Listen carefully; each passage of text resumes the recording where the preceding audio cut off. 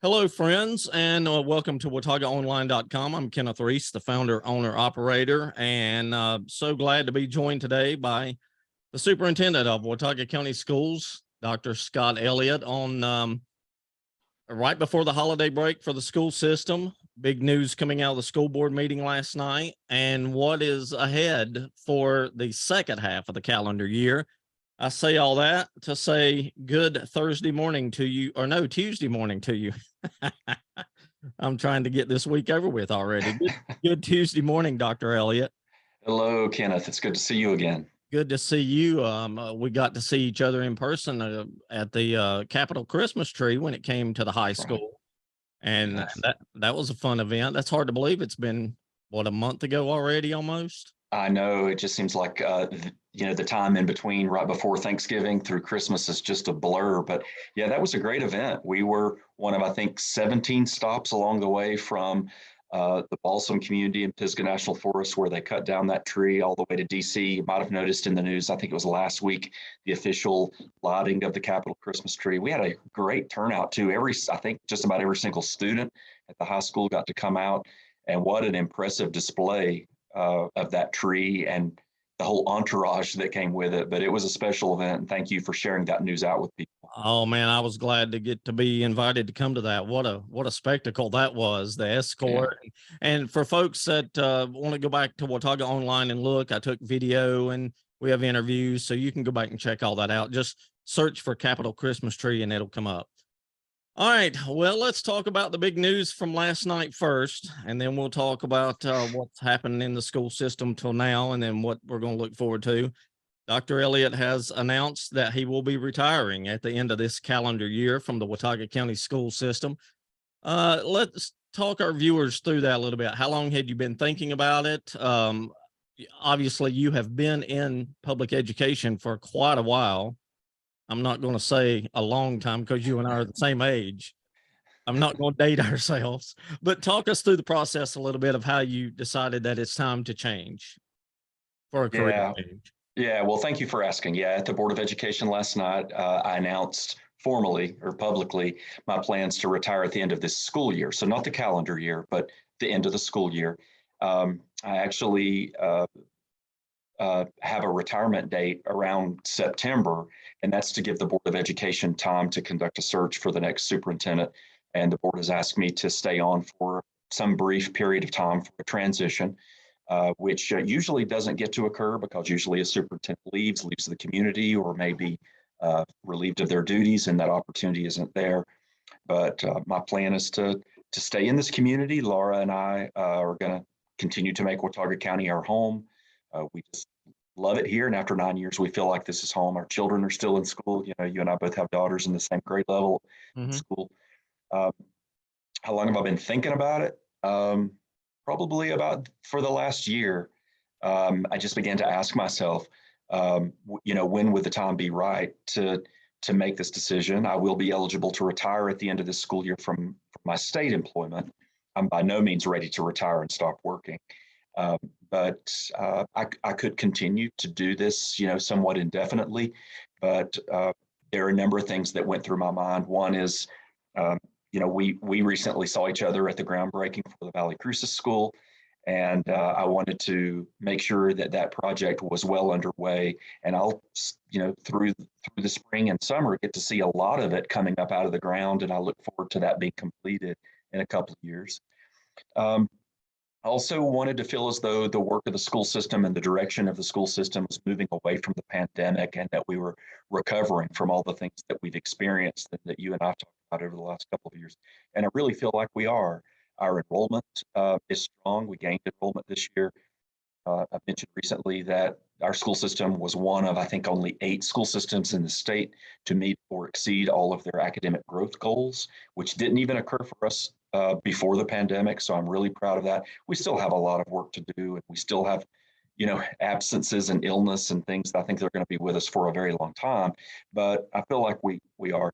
And the third is that, we can't control everything, but I knew that we had Board of Education elections coming up, and I didn't want my retirement to be an issue during that. And I wanted to feel as though that the Board of Education would be in a stable place moving forward and a position to conduct this search and this transition. And I feel very confident in the Board of Education to do that. Several of them have all been through superintendent transitions in the past. So it was also an experience that I had with one of my children back over the summer where a week off. Your audio is cutting out a little bit. Can you restart when you said with one of your children? Absolutely. Can you hear me? Yeah. Yeah, it's Yeah. cutting in and out a little bit, but it's tolerable, I think. Okay. So I also had an experience with one of my children back over the summer where I took a rare week off and was able to go with him to a summer camp. And during that time together, it just came to me all of the stress that I have been carrying and all of the time that I have missed with my own children. And it's really time for me to spend more time with them. As I said last night, I really have given every ounce of myself to this school system and to this community, and I have loved every minute of it for the last 9 years. But it's time for me to give more of myself to my family and to myself. And so I'm optimistic for the school system, and I'm looking forward to adventures ahead. And no one can fault you for that. Like you said, we have children that are the same age in high school. And I think all the time, I mean, here my daughter is halfway through 9th grade already. Yeah. And I'm like, wow, that time has flown by.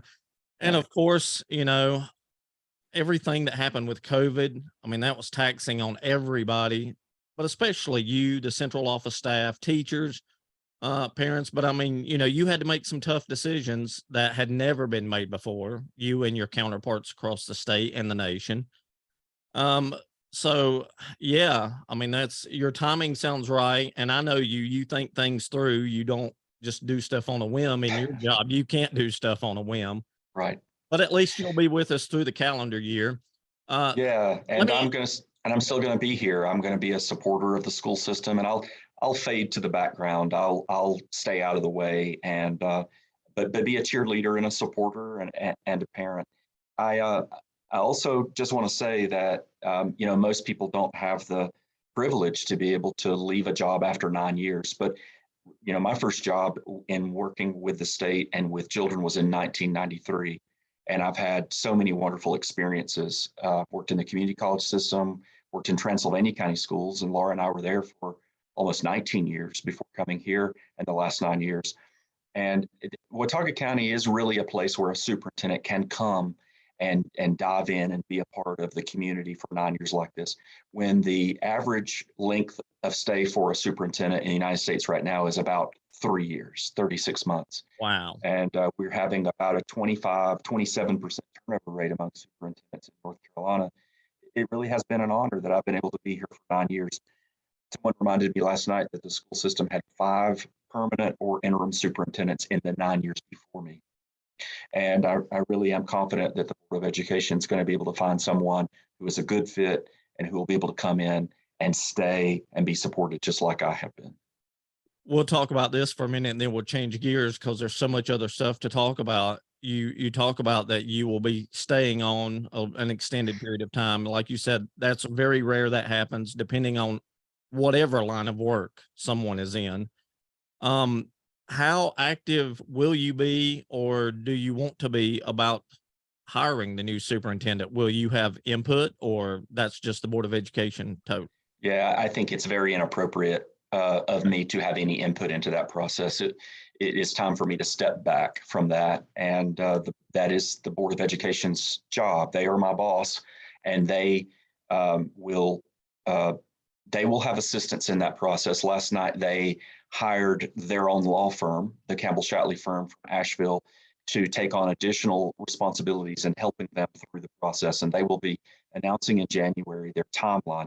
But they know that there are going to be a number of superintendent vacancies this coming year. And that's why we made this announcement last night, so that we could get that word out there and work through that process. I don't know what my transition is going to look like because I don't know how soon they will hire a new superintendent. My hope is that they will have someone in place in July, and then I will be available again, very much, in the background to help them. It was also announced last night that the 2 other chief leaders of the school system, our assistant superintendent and our chief academic officer, Dr. Stephen Martin and Mrs. Tamara Stamey, are also retiring at the end of this school year. We didn't plan it that way. We didn't discuss it. And when we kind of all came to those decisions ourselves separately, but that's a lot of knowledge and responsibility that is leaving. And I want to be available to the new superintendent and to the board for how much ever time they need me to help with some of the institutional knowledge, staffing and budgeting decisions, or at the construction of the new Valle Crucis School. But by September, I will be stepping away in whatever capacity that will be. And I'm glad you mentioned that. I was going to ask you about the 2 other retirements too. I guess it's not uncommon to have retirements in central office, but it's, you 3 are very high profile folks, and for all 3 to happen at the same time, it's a little bit of a whirlwind, I guess, but it happens in any line of work, and especially in education. But hey, the good news is you'll be around to wake up and check roads in January and February and March. And it's going to take some time to deprogram and be able to sleep past 3 a.m. in the wintertime, that's for sure. But I'll still send you a text every once in a while if you miss me.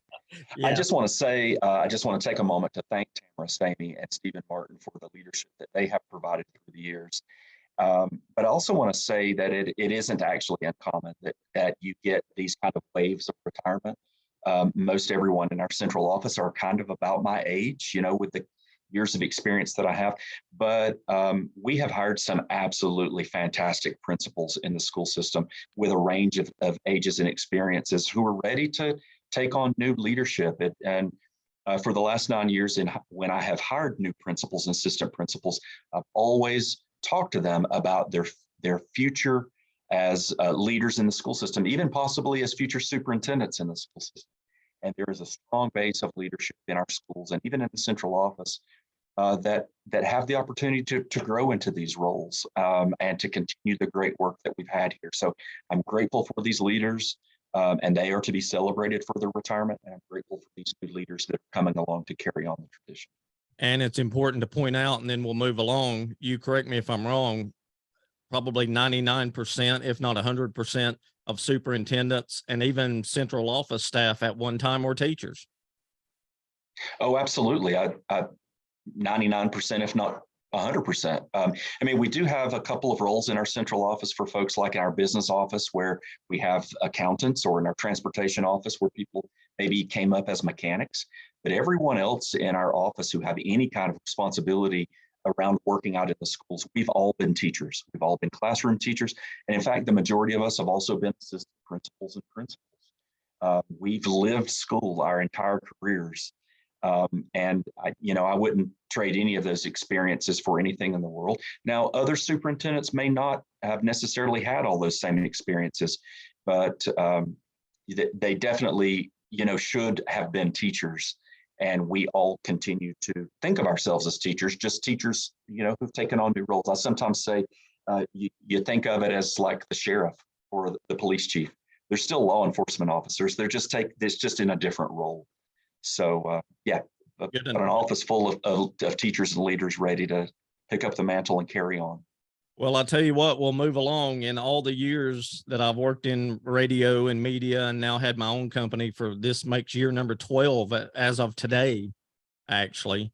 Congratulations. Thank you. You're the first person that I've interviewed after announcing their retirement the night before. Yeah. You see that a lot with athletes. Well, but this is first for me, so there you go. Your viewers should know you and I've been trying to put this interview together for a month or so. And I have so much appreciated regularly getting to talk with you.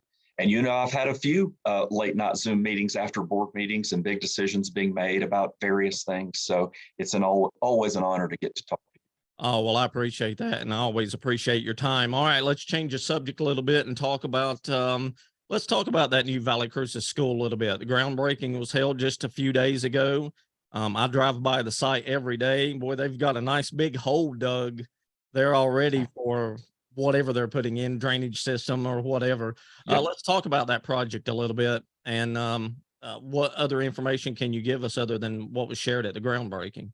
Well, my face is still a little sore from all the smiling that we did on that day. We actually had two groundbreakings, one for public officials, elected officials, and then what I call the official groundbreaking, which we had for the staff later that afternoon, and the students and PTA parent volunteers.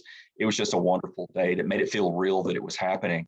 So what you're seeing right now is kind of phase one of the construction project, which I should also say has now been turned over to the county. The county commissioners, the county government now own the property. They hold the contracts. They are overseeing the construction, certainly with our input as needed along the way. But in phase one of the construction, you are seeing exactly what you just described. We call it the horizontal phase. So the grading work that is going on, the installation of the water catchment systems for the stormwater runoff, the septic system, connecting the well. The well is there, but connecting it to the other parts of the property where it will be needed for construction. And then eventually, weather permitting, the foundation work, the geopiers that will go in to hold the foundation. There is no strict timeline on that because, as you know, weather conditions up here can vary so much. Now, they've had a couple of great weeks, the last couple of weeks of weather conditions. And it looks like even though it's going to be wet for the next few days, that, you know, they've been able to get a lot done and will still. Now, once they get all of the horizontal work in, then the contractor will be under some pretty tight deadlines or markers along the way for the vertical work. So as you can imagine, that's when you'll start seeing beams going up, walls going up, and it being dried in, and the parking lot being installed and things like that. That's probably well off into late spring or summer before we get to that point. But when we get to that point, things will be happening very quickly. The contractors tell us, again, weather permitting, that they would anticipate being completed with that project in the summer of 2024, maybe early fall of 2020. Yeah, that's what I was going to bring up too. We're talking about roughly 2 years. Again, it's been a mild December so far. They're down there working today. I just drove by there a few minutes ago. Again, for our viewers, we're recording this on Tuesday morning during the 11 o'clock hour. And no mention of snow now much in the forecast, so they'll be able to get some stuff done before we get into that real freezing period. Yeah. Okay. So anything else about the school you want to mention before we move on? I think we pretty much hit it. And there again, I was on site with Dr. Elliott and our local dignitaries. There's video on WataugaOnline.com and photos of that day. You can go back and look at that on the main website. What about the school year up till now? How's it been this year? We're 2 years now removed from COVID. Of course, we got the cold and flu and now what they call RSV season. I know my daughter's been down sick for nearly a week now, and that is very unlike her. But that aside, where do we stand for this first half of the school year? Well, I want to say I'm so proud of our students and our teachers, and I'm so appreciative of our parents because in many ways, it has been a normal school year. It has certainly been a more normal school year than what we experienced the couple of years prior to this. So, you know, students are continually going on field trips. Our clubs and competition groups are out achieving things, whether it's our health occupation students winning state awards or our pioneer playmakers, our elite theater troupe winning the state championship and now going on to nationals. I shouldn't start because I'll leave somebody out, but all the things that kids get to do and experience in school, they really have been able to do with no restrictions. Our athletic programs are just thriving in middle school and high school. We had just the best fall series of, when it cross country and soccer, football, cheer, just amazing. And now we've cruised right into our winter sports and wrestling and basketball, indoor track, we just had the volleyball banquet on Sunday night celebrating our seniors and their volleyball program. Middle school athletics, just incredible. So it's really great to get to see kids experiencing school and doing so well. I mentioned the academic achievements. Our students are working really hard. Teachers are working really hard. And, compared to other places, our students have just come so far and done so well. On the other hand, we continue to see the ways in which our kids and our families are struggling. Some of that is related to health. We are very much experiencing this trifecta of COVID, flu, and RSV in our schools right now. We've had significant absences of our students and our teachers. And we just can, what we learned through COVID is we can keep doing this. We can manage school and manage these illnesses and push on through, but it is still out there. We're also seeing, the significant financial and economic needs that our families have. Thankfully, we're seeing a reduction in our gas prices, but I have two teenagers at home. I'm ashamed to tell you what we pay at the grocery store each week, and I know many other families are the same way. So there's a great deal of financial need that is out there as well. I just want to put in a plug for a number of different businesses, churches, even a parent this morning who came in and made a donation to our school lunch program. We talked back earlier in the school year that the federal government re-implemented the free and reduced lunch program, but removed the universal free meal program for everyone. But that doesn't mean that everyone who does not qualify for free lunch can actually afford it. And as of the start of this week, we have about $18,000 in meal charges. So that's not ice cream and Doritos or extra pizza or extra meals for kids who qualify for free and reduced lunch. So those are kids who do not qualify for assistance, but can't afford the meals every day. And so we have generous donors who are stepping up in their communities and at their schools making donations. Also, as we discussed at the beginning of the school year, school safety continues to be top of mind. And so we have hired some additional student support services. We have our own in-house mental health service provider for the very first time ever, in addition to the community-based services that we work with. And I'm really proud that we got another grant from the state for 3 additional school resource officers. And I'm grateful to the Watauga County Sheriff's Office and Sheriff Hageman and the county commissioners for funding the additional money to match those grants, to make sure that as soon as those positions are hired, which we hope will be after Christmas, every one of our schools will have a full-time officer every day. So, and speaking of that, thankfully, we did not have, I say we, the Watauga County school system, did not have a situation so far, and hope we don't, like happened in Wilkes County the other day. But that also brought back to mind that same thing happened here. It was pre-COVID, right? I was actually trying to remember the date. And it was actually about a year ago. I'd have to go back and look at what you're talking about. The swatting call from Canada. Yeah, that came in. And I should tell our viewers what we're talking about. Wilkes, I think it's Central High School, had what a swatting call, and that's where somebody calls in to make a threat, and of course disrupts everything. And Watauga had that same thing. And like you said, now it was a year ago. And when authorities finally found the individual that made the call to Watauga, and was it also Elizabeth in Tennessee or Johnson City? It was a school in Tennessee about 2 days apart. They were able to trace the IP address back to a young man in Canada, arrested him, and I believe convicted him.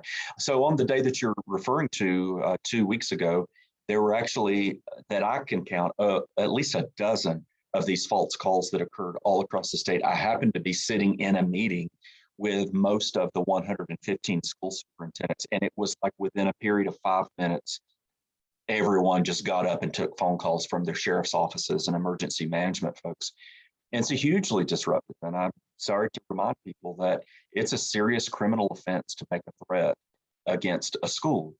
And people are always finding ways to evade law enforcement, but through technology now, it's actually easier to track people down than it used to be. Almost every phone call of some kind, even a landline or cell phone call or computer-based call, goes through some kind of computer network at some point. And so, I just appreciate our local law enforcement and emergency management for the great communication we had on that day. I decided, based on what I was observing and hearing from my colleagues across the state, it was very likely a series of swatting calls. We did not receive a specific call ourselves, so we did not take any additional action other than putting out a statement that we hope to reassure people. We had some local additional law enforcement patrols around our schools, but fortunately that's all it was. But as you know, school safety is top of mind for us every single day. All right, I'm getting short on time here. Zoom is telling me. So let's, again, speaking with Dr. Scott Elliott, Superintendent of Watauga County Schools. It's Tuesday, December the 13th. It's 11:30 right now at this mark. Schools let out half a day on Friday, correct? And then That's out right. for the holiday break until what, June 5th or 8th? The second, the Tuesday when we come back after New Year's. Your first couple of years here, it was like this. It was mild December. January got here and we missed 2 straight weeks, at least your first 2 years due to That's ice right. and cold weather. Hope that's not the case this time. Let's talk a little bit about, and we'll definitely have another meeting with you in January and February and the rest of your tenure. I'll make sure that happens. Let's talk about the back half of the school year a little bit. What can we expect for that? Well, we can expect to be flexible with the weather. As you just said very well, we've had unusual weather here the last few weeks. A few more, degrees of temperature difference today, and we would have a significant snow It's coming down over the next it's couple of it's days, cold in Boone today. It could just very like we did in easily snow. 2018. You might remember 20 inches of snow in December right before Christmas Yep. break. So we'll be talking over the next day or so about, our students having their devices over the holidays. In the event that we aren't able to get back into school in January, we'll continue to use remote instruction days as well as teacher work days in order to manage the calendar. Certainly, as the school year unfolds, we'll continue to have lots of student activities, the athletics, the club events, the academic events. We have, when folks get back from Christmas, about one more week of the high school first semester, high school exams, and then we'll start into our second semester. Let's Hopefully, we'll have. let's remind, I'm sorry to cut you off there. Sorry. While we're on that topic of weather, let's quickly remind the parents and guardians about those virtual days. Not every winter day will be a virtual day, but you've Right. got them at your disposal. Talk a little bit about that again, especially for folks that are new to the school system here in the winter months.